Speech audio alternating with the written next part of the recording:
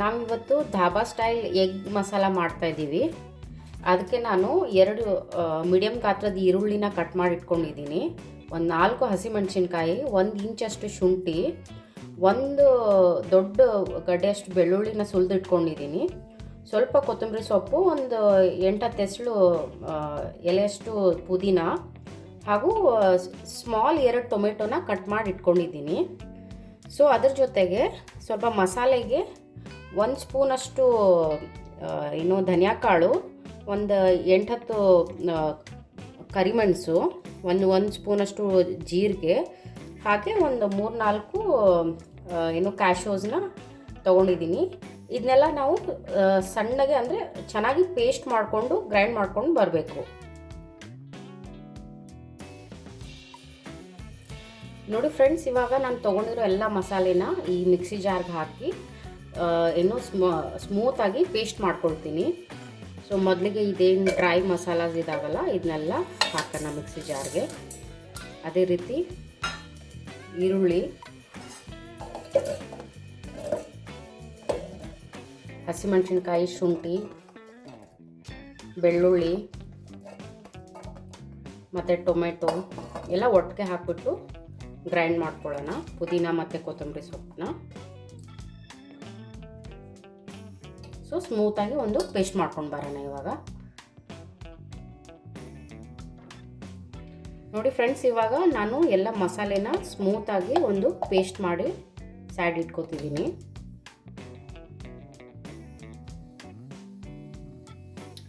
ನೋಡಿ ಫ್ರೆಂಡ್ಸ್, ನಾನಿವಾಗ 6 ಮೊಟ್ಟೆನ ತೊಗೊಂಡಿದ್ದೀನಿ, 6 ಎಗ್ನ. ಅದನ್ನ ಬಾಯ್ಲ್ ಮಾಡಿಕೊಂಡು ಒಂದರಲ್ಲಿ ಹಾಫ್ 2 ಪೀಸ್ ಮಾಡಿಕೊಂಡು ಇಟ್ಕೊಂಡಿದ್ದೀನಿ.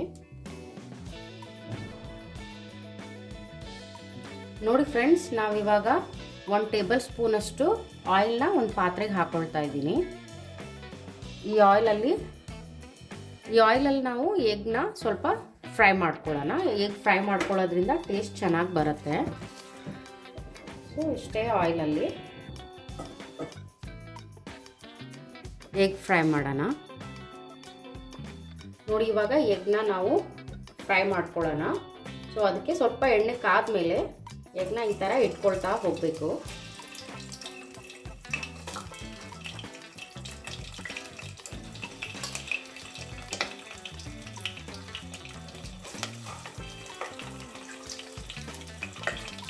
ಸೊ ಫ್ಲೇಮ್ನ ಸ್ವಲ್ಪ ಮೀಡಿಯಮ್ ಇಟ್ಕೊಳ್ಳಿ, ಅದು ಸ್ವಲ್ಪ ಸಿಡಿಯುತ್ತೆ. ಹಾಕಬೇಕಾದ್ರೆ ಸ್ವಲ್ಪ ಕೇರ್ಫುಲ್ಲಾಗಿ ಹಾಕ್ತಾ ಹೋಗಬೇಕು. ಈ ಥರ ಸ್ವಲ್ಪ ಎಗ್ ಹಾಕಿದ ಮೇಲೆ ಸ್ಪೂನ್ ತೊಗೊಂಡು ಅದನ್ನ ಅಂದರೆ ಅದು ಸ್ವಲ್ಪ ಫ್ರೈ ಆಗಬೇಕು. ಎಗ್ದು ಹೊರಗಡೆ ಲೇಯರ್ ಇದೆಯಲ್ಲ ಅದು ಎಣ್ಣೆಲಿ ಸ್ವಲ್ಪ ಫ್ರೈ ಆಗಬೇಕು.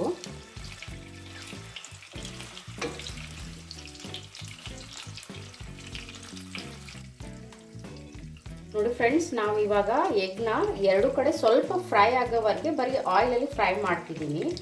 ಅದಾದಮೇಲೆ ಒಂದು ಹಾಫ್ ಟೇಬಲ್ ಸ್ಪೂನಷ್ಟು ಈ ಕೆಂಪು ಖಾರನ ಹಾಕ್ತಾಯಿದ್ದೀನಿ. ಸೊ ಕೆಂಪು ಖಾರ ಹಾಕೋದ್ರಿಂದ ಟೇಸ್ಟ್ ಚೆನ್ನಾಗಿ ಬರುತ್ತಿದ್ದು, ಕಲರು ಮತ್ತು ಟೇಸ್ಟು 2 ಚೆನ್ನಾಗಿರುತ್ತೆ ಫ್ರೈ ಮಾಡಬೇಕಾದ್ರೆ ಹಾಕೊಳ್ಳೋದ್ರಿಂದ. ಅದರ ಜೊತೆ ಸ್ವಲ್ಪನೇ ಅರಿಶಿನ, 1/4 ಸ್ಪೂನಷ್ಟು ಅರಿಶಿನ ಹಾಕ್ತಿದ್ದೀನಿ. ಹಾಗೆ ಸ್ವಲ್ಪ ಒಂದು ಟೇಸ್ಟ್ಗೆ ಉಪ್ಪು ಹಾಕ್ತೀನಿ, 1/4 ಸ್ಪೂನು. ಸೊ ಇದರಲ್ಲಿ ಇದು ಚೆನ್ನಾಗಿ ಫ್ರೈ ಆಗಬೇಕು ಎಗ್ಗು ಫಸ್ಟು. ಸೊ ನೋಡಿ, ಒಂದು 1/4 ಸ್ಪೂನಷ್ಟು, ಜಾಸ್ತಿ ಇಲ್ಲ, ಸ್ವಲ್ಪನೇ ಹಾಕ್ತಿದ್ದೀನಿ.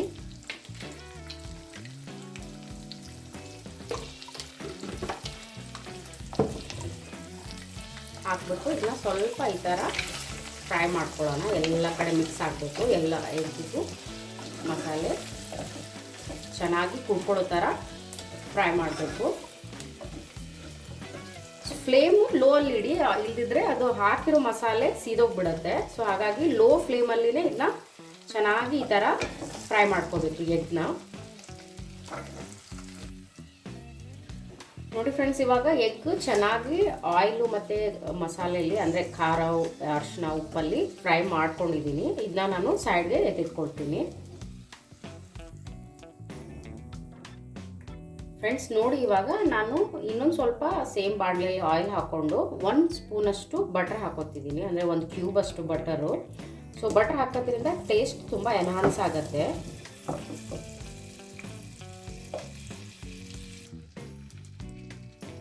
ಫ್ರೆಂಡ್ಸ್ ನೋಡಿ, ಇವಾಗ ನಾನು ಹೋಲ್ ಸ್ಪೈಸಸ್ ತೊಗೊಂಡಿದ್ದೀನಿ. ಬಟರ್ ಎಲ್ಲ ಚೆನ್ನಾಗಿ ಮೆಲ್ಟ್ ಆಗಿದೆ. ಸೊ ಸ್ಪೈಸಸಲ್ಲಿ ನಾನು ಇದು ತೇಜ್ಪತ್ತ, ಒಂದು ಲವಂಗ, ಒಂದು ಮರಾಠ ಮೊಗ್ಗು, ಸ್ವಲ್ಪ ಜೀರಿಗೆ ಹಾಗೂ ಚಕ್ಕೆ ಎಲ್ಲ ತೊಗೊಂಡಿದ್ದೀನಿ. ಇದನ್ನ ಈ ಆಯಿಲ್ಗೆ ಹಾಕೋಣ.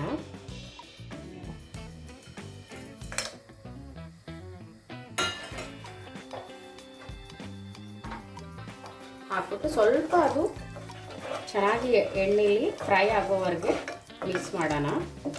ಸ್ಪೈಸಸ್ ಎಲ್ಲ ಅದು ಸ್ವಲ್ಪ ಫ್ಲೇವರ್ ನಿಮ್ಗೆ ಗೊತ್ತಾಗುತ್ತೆ, ಸ್ಮೆಲ್ ಬರುತ್ತೆ ಫ್ರೈ ಆಗಿರೋದು.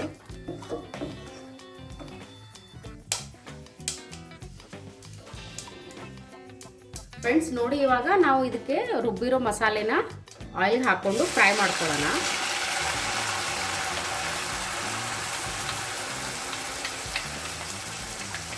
ಈ ಮಸಾಲೆನ ನಾನೇನು ಫ್ರೈ ಮಾಡ್ಕೊಂಡಿರಲಿಲ್ಲ ಮುಂಚೆ, ರುಬ್ಬಕ್ಕಿಂತ ಮುಂಚೆ. ಹಾಗೆ ಹಸಿ ಈರುಳ್ಳಿ, ಟೊಮೆಟೊ ಎಲ್ಲನೂ ನಾನು ಕಟ್ ಮಾಡಿ ಗ್ರೈಂಡ್ ಮಾಡಿ ಇಟ್ಕೊಂಡಿದ್ದೆ. ಸೊ ಅದನ್ನ ಈ ಇದು ಏನು ಆಯಿಲ್ ಇದೆಯಲ್ಲ ಇದರಲ್ಲಿ ಹಾಕಿ ಹಸಿ ವಾಸನೆ ಹೋಗೋವರೆಗೆ ಚೆನ್ನಾಗಿ ಇದನ್ನ ನಾವು ಫ್ರೈ ಮಾಡ್ಕೊಳ್ಳೋಣ.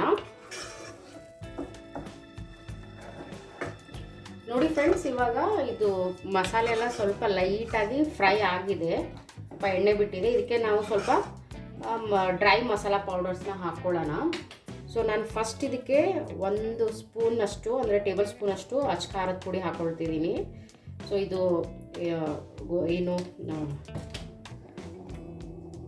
ನಾರ್ಮಲ್ ನಾವೇನು ಯೂಸ್ ಮಾಡ್ತೀವಲ್ಲ ಖಾರದ ಪುಡಿ, ಅದೇ ಖಾರದ ಪುಡಿ. ಹಾಗೆ ಒಂದು 1/2 ಟೇಬಲ್ ಸ್ಪೂನಷ್ಟು ಗರಂ ಮಸಾಲ, ಆಮೇಲೆ ಸ್ವಲ್ಪನೇ ಹಲ್ದಿ. ಸ್ವಲ್ಪ ಬೇಕಿದ್ರೆ ಹಾಕ್ಕೊಳ್ಳಿ, ಇಲ್ಲಿದ್ರೆ ಓಕೆ.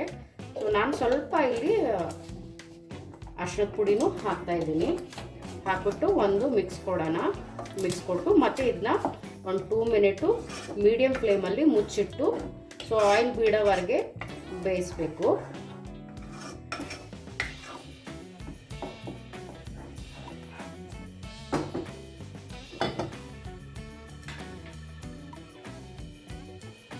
ನೋಡಿ ಫ್ರೆಂಡ್ಸ್, ಇವಾಗಿದ್ದು ಚೆನ್ನಾಗಿ ಏನೋ ಫ್ರೈ ಆಗ್ತಾ ಇದೆ.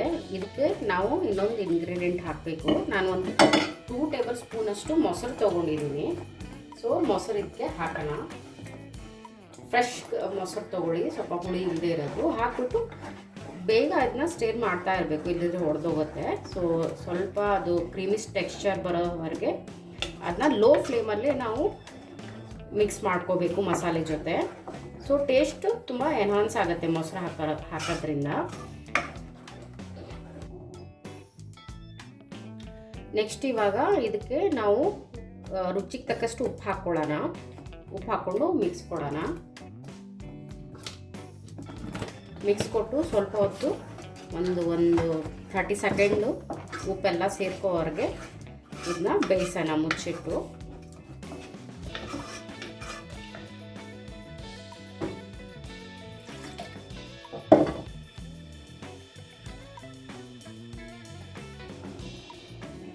ನೋಡಿ ನೆಕ್ಸ್ಟ್ ಇವಾಗ ಇದಕ್ಕೆ ನಾವು ಸ್ವಲ್ಪ ಕಸೂರಿ ಮೇಥಿ ಹಾಕ್ಕೊಳ್ಳೋಣ. ಇದು ಆಲ್ಮೋಸ್ಟ್ ಆಗಿದೆ. ಸೊ ಲಾಸ್ಟಿಗೆ ನಾವು ಸ್ವಲ್ಪ ಕಸೂರಿ ಮೇಥಿ ಹಾಕ್ಕೊಂಡ್ರೆ ಒಂದು ಚೆನ್ನಾಗಿ ಟೇಸ್ಟ್ ಬರುತ್ತೆ, ಮತ್ತು ಇದ್ರ ಫ್ಲೇವರ್ ಘಮ್ ಅಂತ ಸ್ಮೆಲ್ಲು ಬರುತ್ತೆ. ಹಾಗೆ ನಿಮಗೆ ಕನ್ಸಿಸ್ಟೆನ್ಸಿ ನೋಡ್ಕೊಂಡ್ಬಿಟ್ಟು ನೀರು ಹಾಕ್ಕೊಳ್ಳಿ. ನಾನು ಅಂದರೆ ಇದು ರೈಸ್ಗೆ ಮತ್ತು ಚಪಾತಿಗೆ ಒಟ್ಟಿಗೆ ಆಗೋ ಥರನೇ ಮಾಡ್ತಾ ಇರೋದು. ಅದಕ್ಕೆ ಸ್ವಲ್ಪ ಇದಕ್ಕೆ ನೀರು ಹಾಕ್ಕೊಳ್ತಾ ಇದ್ದೀನಿ. ಅದೇ ಮಸಾಲೆ ರುಬ್ಬಿಟ್ಕೊಂಡಿದ್ವಲ್ಲ ಅದೇ ನೀರನ್ನ ನಾನು ಒಂದು ಸ್ಮಾಲ್ ಬೌಲಷ್ಟು ನೀರನ್ನ ಹಾಕ್ಕೊಳ್ತಾ ಇದ್ದೀನಿ.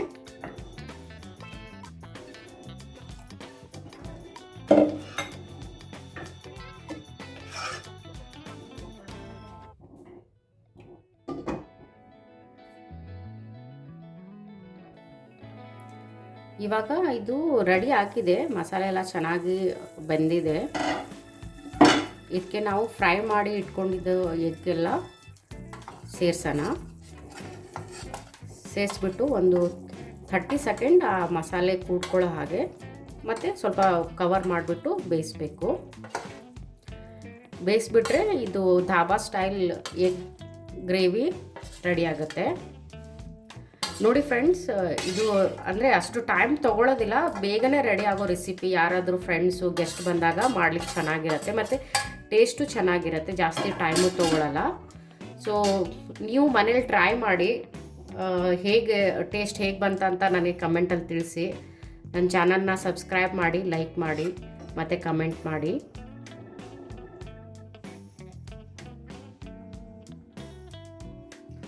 ಇವಾಗ ಇದು ಕಂಪ್ಲೀಟಾಗಿ ರೆಡಿ ಆಗಿದೆ. ಇದಕ್ಕೆ ನಾವು ಲಾಸ್ಟ್ಗೆ ಗಾರ್ನಿಷಿಂಗ್ಗೆ ಸ್ವಲ್ಪ ಕೊತ್ತಂಬರಿ ಸೊಪ್ಪನ್ನ ಉದುರಿಸಿದ್ರೆ ನಮ್ಮ dhaba style egg masala gravy ready. Taste ಅಂದರೂ ಚೆನ್ನಾಗಿ ಬಂದಿದೆ. ಸೊ ನೀವು ಮನೇಲಿ ಟ್ರೈ ಮಾಡಿ ನನಗೆ ನಿಮ್ಮ ಕಮೆಂಟ್ನ ತಿಳಿಸಿ.